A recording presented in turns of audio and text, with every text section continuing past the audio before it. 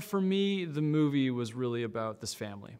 It was really about this family that had been torn apart by a tragedy, and Ray Gaines, who is played by Dwayne Johnson, is a guy who has carried this burden of guilt, and his character, even though you meet him and he's heroic and he's a first responder, when you dig deeper, you realize he's a bit damaged. And so for me, when you start a movie of this scale, it could be overwhelming if you try to take on every detail and look at every moment.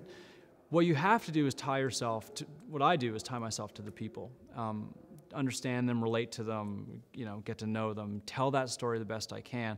Then when you get into the bigger scale, epic destruction, buildings falling down, all that stuff, again, at the end of the day, where I think the audience is they care about the people within the event. So again, if I'm tied to them and I understand that person, if I've done my job, you care about that person. Now it's very simple. I'm telling that story. I'm tying you to the emotional experience of that person and what they're going through. And that's the kind of movie experience I like. I like getting not just scared, but getting emotional and getting angry and getting happy and all of it, So my focus is always just about the emotion of the ride and never letting the visual effects and the scale and everything, which I know we have in spades, and I always knew we would have in spades, so it allowed me to go, great, we're going to have that.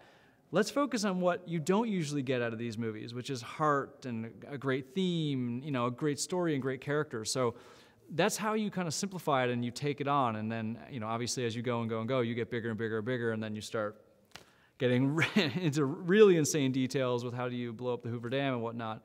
But it's a lot easier to tackle that when you're focused on the people.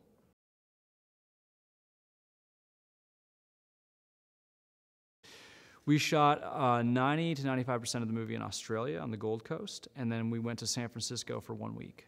Look, Australia was a whole lot of sound stages for sure.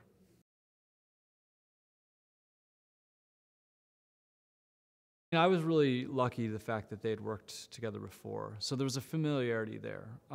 They knew each other. They'd been in 2 movies before. One of them, they actually weren't in other scenes. They were, never in scenes together, but they knew each other. They were really familiar with each other. So I benefited from that. The thing about this for me with Dwayne was I was really excited by him because I'd never seen him play a character like this. He plays heroes all the time. I mean, he's Hercules, But I'd never seen him play a blue-collar hero that was this grounded, that, frankly had gone through the trauma that this character had gone through and was carrying the burden of guilt. He's a first responder. His job is to rescue people. And he, in the backstory of the movie, he loses a daughter and he's not able to rescue her. And the weight that would have on you in real life, the impact that would have on you, was just something, was a texture and a subtext that I hadn't seen Dwayne ever do before.